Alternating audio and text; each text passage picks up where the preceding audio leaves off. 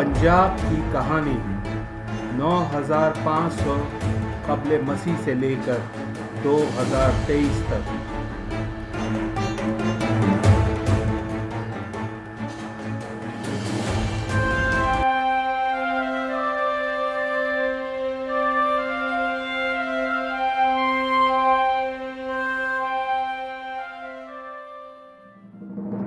पंजाब की तारीख कदीम दौर में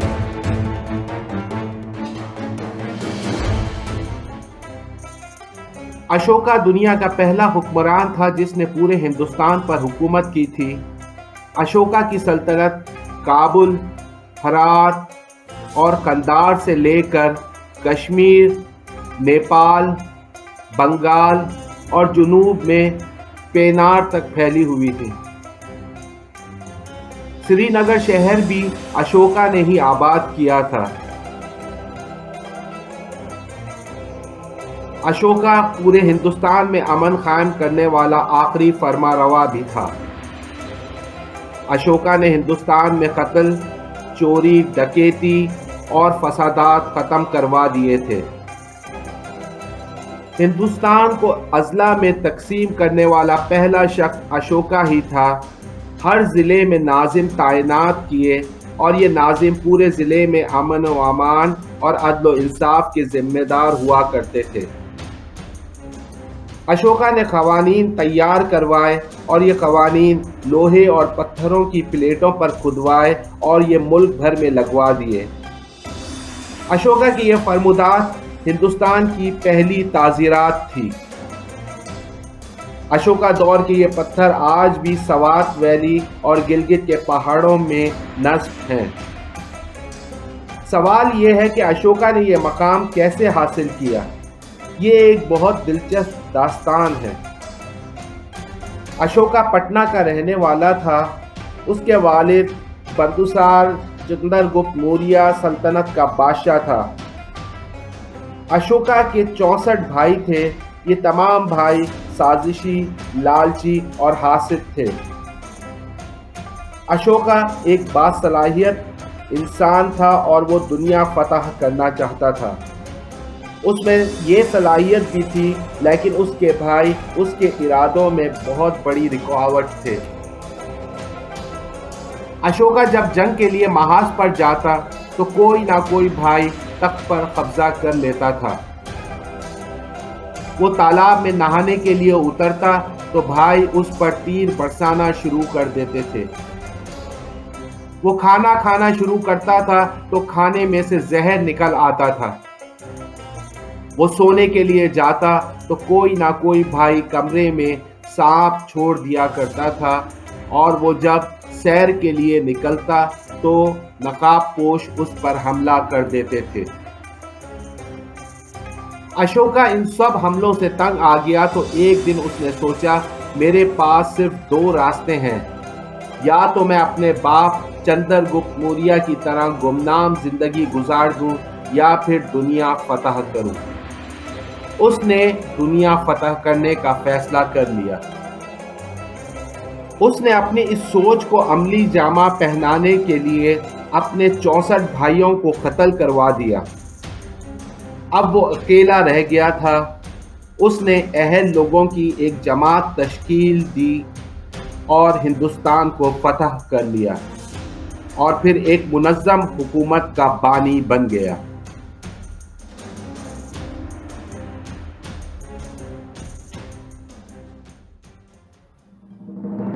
पंजाब की तारीख मुगलिया दौर में। मुगलिया सल्तनत का तीसरा मुगल हुक्मरान जलालुद्दीन मोहम्मद अकबर अशोका के बाद हिंदुस्तान का दूसरा बड़ा हुक्मरान था जिसने पूरे हिंदुस्तान पर हुकूमत की। उसने हिंदुस्तान पर 49 साल 8 माह हुकूमत की।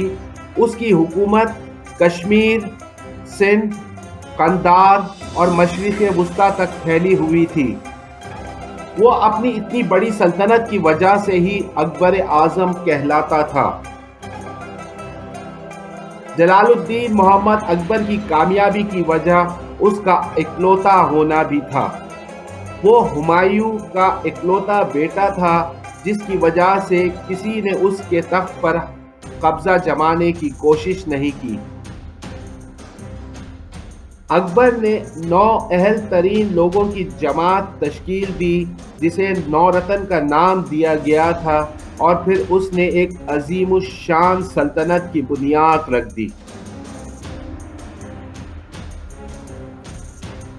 ہندوستان کا تیسرا بڑا حکمران مغلیہ سلطنت کا چھٹا حکمران اورنگزیب عالمگیر تھا۔ اس نے بھی پورے ہندوستان پر اپنا قبضہ قائم کیا۔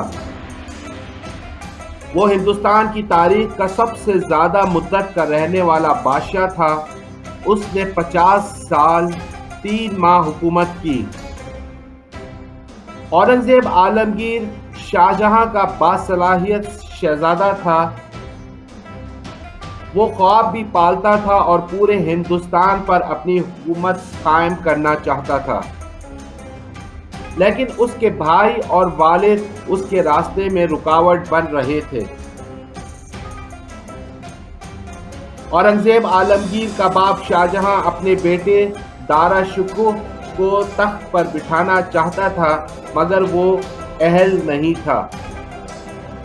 دارا شکوہ اور شاہجہاں نے اورنگزیب عالمگیر کے خلاف سازشیں کرنا شروع کر دی۔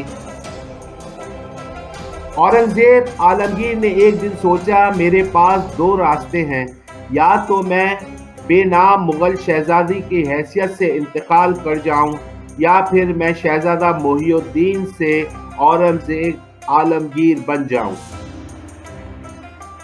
اورنگزیب عالمگیر نے دوسرا راستہ چن لیا، اور پھر اس نے اپنے باپ شاہجہاں کو آگرہ قلعے میں قید کر دیا۔ اپنے دونوں بھائیوں دارا شکوہ اور شجاع سے جنگ کی اور دونوں کو قتل کروا دیا۔ بھائیوں کے بعد بھتیجوں اور بھانجوں کی باری آئی۔ اس نے ان تمام کو قید خانے میں بند کروا دیا، جہاں وہ بھنگ پی پی کر اپنی موت آپ مر گئے۔ اورنگزیب عالمگیر نے اس کے بعد ہندوستان فتح کرنا شروع کر دیا، یہاں تک کہ تاریخ اسے عالمگیر کا نام دینے پر مجبور ہو گئی۔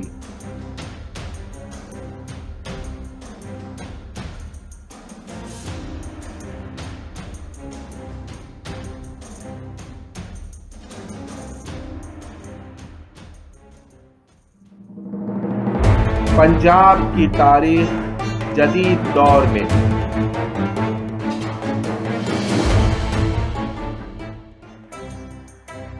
ایک سکھ سردار بابا آلہ سنگھ نے سکھوں سے لڑ کر سرہند اور اس کے ارد گرد کے علاقوں پر اپنا قبضہ جما لیا، اور اس کے بعد یہاں ایک قلعے کی تعمیر کروائی جو قلعہ مبارک کے نام سے مشہور ہے۔ اسی قلعے کے گرد پٹیالہ شہر آباد ہوا۔ یہ تھی پٹیالہ شہر کی مختصر تاریخ، اور اب بات کریں گے اس شہر کی وجہ تسمیہ کی، مطلب اس شہر کا نام پٹیالہ کیسے پڑا۔ دراصل ہوا ایسا تھا کہ جب بابا آلہ سنگھ نے شہر آباد کرایا اور قلعے کی بنیاد بھی رکھ دی، تو انہوں نے اپنے اس شہر کا نام پٹی اور آلہ رکھا، یعنی پٹی کا مطلب زمین کی سرحد ہوتا ہے، اور آلہ سے مراد خود بابا آلہ سنگھ کا نام تھا۔ اس کا مطلب یہ بابا آلہ سنگھ کی ریاست کی حدود ہے، اور بگڑتے بگڑتے یہ نام پٹی آلہ سے پٹیالہ بن گیا، اور اب یہ پٹیالہ کے نام سے ہی مشہور ہے۔ ریاست پٹیالہ پر کل 9 راجوں کی حکمرانی رہی، جو سن 1763 سے لے کر قیام پاکستان اور ہندوستان سن 1947 تک قائم رہی، جس کا دورانیہ 184 سال پر محیط ہے۔ ریاست پٹیالہ کا پہلا راج راجہ آلہ سنگھ نے سن 1763 سے لے کر سن 1765 میں قائم کیا۔ دوسرا راج راجہ امر سنگھ سن 1765 سے لے کر 1781 تک۔ تیسرا راجہ صاحب سنگھ 1781 سے لے کر 1813 تک۔ چوتھا مہاراجہ کرم سنگھ سن 1813 سے لے کر 1845 تک۔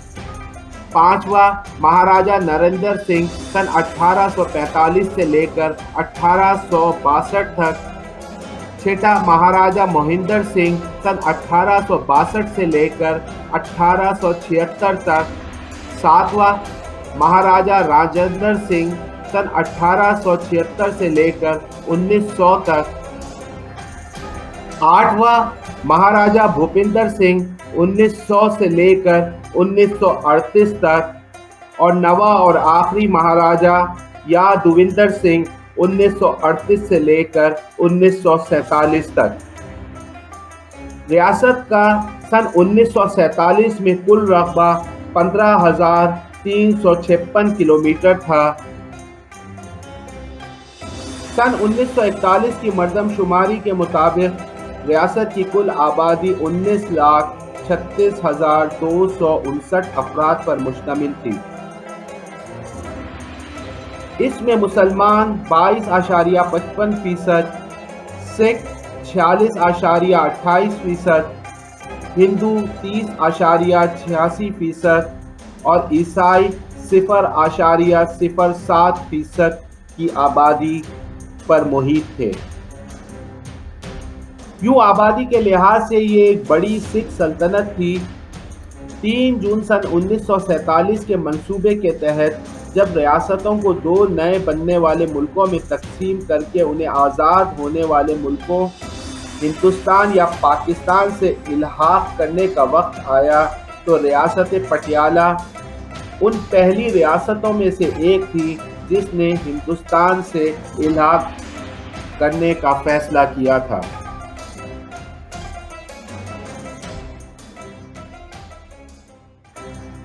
اس طرح سے ریاست پٹیالہ کے 22% مسلمانوں کو پاکستان کی طرف ہجرت کرنا پڑی اور ریاست پٹیالہ بھارت کے زیر انتظام چلی گئی اور بھارتی صوبہ پنجاب کا ایک حصہ بن گئی۔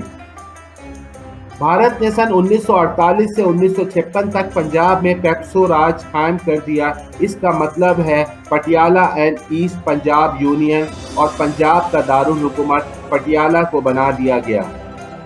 بعد میں پیپسو راج ختم کر دیا گیا اور مشرقی پنجاب کو صرف پنجاب کا نام دیا گیا، اور اس پنجاب سے 2 نئے صوبے ہماچل پردیش اور صوبہ ہریانہ کو علیحدہ کر دیا گیا۔ اس طرح سے پٹیالہ صوبہ پنجاب کا ایک سرحدی ضلع بن گیا۔ ضلع پٹیالہ کا جغرافیہ۔ ضلع پٹیالہ پنجاب کے 5 اضلاع میں سے ایک ضلع ہے۔ ضلع پٹیالہ کے شمال میں پنجاب کے 2 اضلاع ضلع موہالی اور ضلع فتح گڑھ صاحب، اور مغرب میں ضلع سنگرور واقع ہے، جبکہ مشرق میں صوبہ ہریانہ کے 2 اضلاع ضلع امبالہ اور ضلع کرکشیترا موجود ہیں۔ اس کے جنوب میں ضلع کیتل واقع ہے۔ ضلع پٹیالہ کی تحصیل۔ ضلع پٹیالہ کی 7 تحصیلیں ہیں: تحصیل پٹیالہ، تحصیل نابہ، تحصیل راجپورہ، تحصیل سمان، تحصیل پاتران، تحصیل دودھان اور تحصیل سادھان ہے۔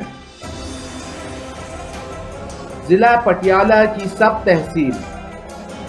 ضلع پٹیالہ کی 2 سب تحصیلیں ہیں: بہارسن اور گھانور۔ ضلع پٹیالہ کی آبادی اور رقبہ۔ سن 2011 کی مردم شماری کے مطابق ضلع پٹیالہ کی آبادی 28,92,282 افراد پر مشتمل تھی، اور پٹیالہ ضلع کا موجود رقبہ 3,325 مربع کلومیٹر پر محیط تھا۔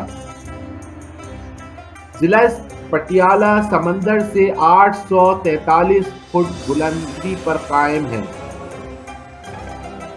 ضلع پٹیالہ کے لوگوں کی مادری زبان پنجابی ہے، اور پنجابی زبان کا پہاڑی لہجہ بولا جاتا ہے۔ پنجابی کے علاوہ اردو، ہندی اور انگریزی زبانیں بھی بولی، لکھی جاتی اور سمجھی جاتی ہیں، لیکن یہاں کی سرکاری زبان پنجابی ہے۔ شہر پٹیالہ کے لوگ اپنے آپ کو شہر کے نام کی نسبت سے خود کو پٹیالوی کہلانا پسند کرتے ہیں۔ ضلع پٹیالہ کے لوگوں کا مذہب کچھ اس تناسب سے ہے کہ 55% سکھ آبادی، 42% ہندو آبادی اور 3% دیگر مذاہب سے تعلق رکھنے والے افراد اس پٹیالہ ضلع میں آباد ہیں۔ ضلع پٹیالہ میں تعلیم کا معیار بہت اچھا ہے۔ یہاں پر بے شمار اسکول، کالجز اور یونیورسٹیز ہیں جہاں سے طلبہ اپنے علم کی پیاس بجھاتے ہیں۔ ان میں Punjabi university Patiala, Thapar university, Asian educational institute, government college of education, Jasdev Singh Sandhu group of institute, national college of physical education, نجوین institute of special education and research,